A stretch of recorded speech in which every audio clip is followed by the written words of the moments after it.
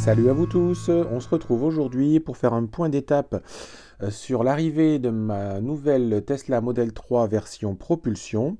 Et donc voilà, donc je voulais partager avec vous un petit peu d'infos. Alors tout d'abord, avant de commencer, j'ai une actualisation dans mon espace, dans mon compte Tesla, pour que j'accepte en fait la livraison d'une Model 3, je dirais, entre guillemets, modifiée.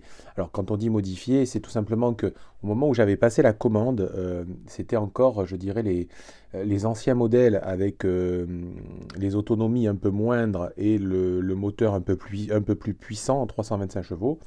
Et donc, j'ai dans mon compte Tesla un besoin d'accepter pour en gros accepter les modifications qu'il y a eu entre le moment de la commande et le véhicule réel que je vais recevoir.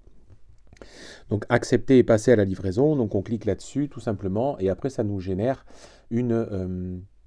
je dirais la date effective. Donc, moi, il y a marqué qu'elle sera livrée entre le 17 et le 31 mars. Bon, au final, j'ai eu ma Tesla Advisor qui m'a signalé qu'effectivement ça serait plutôt entre le 25 et le 31, car voilà, je lui ai demandé donc le nom du bateau dans lequel était mon véhicule. Vous pouvez très bien le faire, il n'y a pas de souci, il le communique maintenant sans problème. Et donc ça vous permet de voir où est votre voiture, donc c'est plutôt sympa.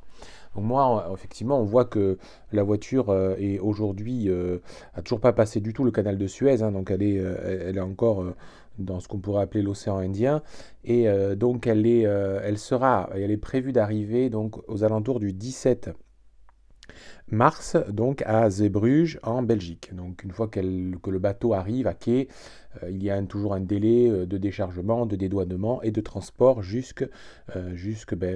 différentes Tesla Center les livraisons clients. Euh, Vous voyez, moi, le bateau d'ailleurs en question, on peut retracer l'historique, hein. On voit il était le 27 février au port de Singapour. Il est parti donc de Shanghai, là où la voiture a été fabriquée, le 20 février. Et c'est un bateau qui est arrivé en fait de San Diego aux États-Unis. Donc voilà, bon, je trouve que c'est sympa. Moi, j'aime bien regarder ces choses-là. Et on est donc sur ce modèle-là. Pour faire un petit topo sur mon ancienne Tesla que j'ai toujours. Je vais finalement traiter avec EV Remarketing comme je l'avais fait précédemment. Pour moi, c'est la solution la plus simple, la plus sécurisante et voilà, où je n'ai pas à me prendre la tête. Alors, il y a peut-être des gens qui arrivent aujourd'hui à trouver soit des vendeurs, enfin des acheteurs en direct à l'étranger ou alors d'autres sociétés un petit peu moins connues que Elvira Marketing pour vendre leur Tesla. Peut-être qu'ils gagnent 500 euros ou 1000 euros de plus, je ne sais pas, hein, mais pour le coup, je ne vais pas m'embêter, je vais passer par Eevee et j'ai déjà traité avec eux. Voilà, ils viennent chercher le véhicule sans problème chez moi. Donc la mienne devrait partir au plus tard le 20, enfin au plus tard entre guillemets, à partir du 22, car elle aura 6 mois le 21 mars. Donc voilà, je respecte la loi française et donc il n'y a pas de souci, je la ferai partir qu'après 6 mois. Euh, voilà ce que je pouvais dire par rapport à l'ancien véhicule. Je pense que c'est pour moi en tout cas la situation la plus simple. Euh, Vous avez dû voir quand même ces derniers jours que malheureusement les délais s'étaient encore rallongés. On est maintenant sur un modèle standard blanc avec les Aero Wheels à 1 an d'attente. Donc ça c'est dingue, surtout que par rapport au bonus, ben, je pense que là, pour moi, ça va être un peu perdu d'avance sur ce modèle-là, le bonus à 6 000 euros. Hormis que l'État voilà, fasse une sorte d'avenant à la réglementation. Mais sinon, j'ai bien peur que les gens qui commandent aujourd'hui n'aient qu'un bonus à 5 000 euros. Euh, Moi, je suis donc impatient effectivement de récupérer la nouvelle Tesla, même si bon, c'est pas la même impatience que les premières fois, hein. Voilà, c'est la quatrième que je vais recevoir. Mais quand même, voilà, il me tarde de voir surtout ce qui m'intéresse le plus, c'est la nouvelle batterie en 60 kWh, parce que moi j'ai actuellement la batterie de capacité en dessous.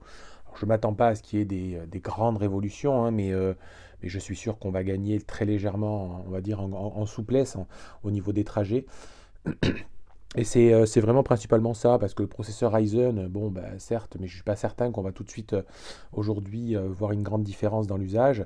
Les essuie-glaces chauffants, bon, voilà, hein, c'est pour moi quelque chose qui est très bien, hein, tant mieux que je l'ai sur la nouvelle, mais bon, c'est pas vital. Mais par contre, la batterie 60 kW, heure, je suis plutôt voilà, impatient de commencer à faire des trajets, d'autant plus qu'en avril, je refais le même trajet que j'ai fait pour descendre au Pays Basque, que j'ai fait donc ce mois-ci en mois de février. Et donc comme ça, je pourrais avoir une petite idée de la comparaison. Sinon, petite info complémentaire, donc j'ai eu mon VIN comme j'ai eu ma facture finale, et donc j'ai découvert que ce trimestre-là, il y avait encore plusieurs types de moteurs qui étaient livrés. Donc moi j'ai reçu donc le moteur S. Donc le moteur S, j'ai fait quelques recherches rapides, hein, mais dans les forums en fait, hein, j'ai pas d'infos beaucoup plus prenantes là-dessus. En fait, il y a le moteur R et le moteur S. Et il semblerait donc que le moteur S, alors c'est une sorte de moteur un peu différente. Il semblerait qu'il soit plus simple à tout simplement à mettre en, comment dire, à réparer parce que voilà, c'est plus simple à réparer. Voilà, c'est ce qui se dit. Et c'est une génération de moteurs bon, qui serait plus récente. Alors maintenant, je suis prudent là-dessus parce qu'il y a tout un tas de données. Donc c'est un moteur à base de hairpin en anglais, ça s'appelle. Et effectivement, euh, bon, au niveau des puissances, a priori, ça serait équivalent à l'un et l'autre. La seule chose, c'est que il y a encore effectivement donc deux types de moteurs sur ce trimestre-là qui arrivent. Donc affaire à suivre et je vous dirai tout simplement ben, ce qu'il en est et la sensation que j'ai par rapport à mon ancienne où moi j'avais donc un moteur A, donc qui était un des plus anciens moteurs je dirais, mais avec le plus de puissance, les 325 chevaux. Donc voilà, il me tarde aussi d'essayer ce véhicule pour voir la différence. J'ai eu quand même entre-temps mon modèle américain de début 2000, enfin d'avril 2020, ou mars-avril 2020, qui aussi était déjà équipé d'un moteur arrière de long range, donc ça serait apparemment quelque chose d'équivalent, hein, ce que je vais recevoir aujourd'hui.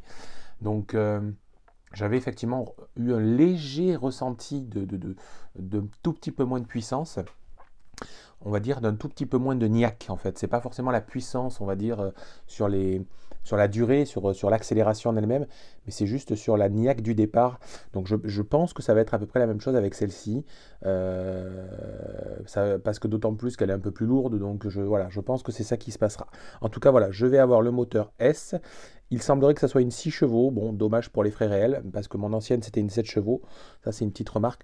Mais bon, tant pis, on s'en contentera. Allez, n'hésitez pas à vous abonner au YouTube, à me suivre sur Twitter et Instagram, et je vous dis à très bientôt. Bye bye.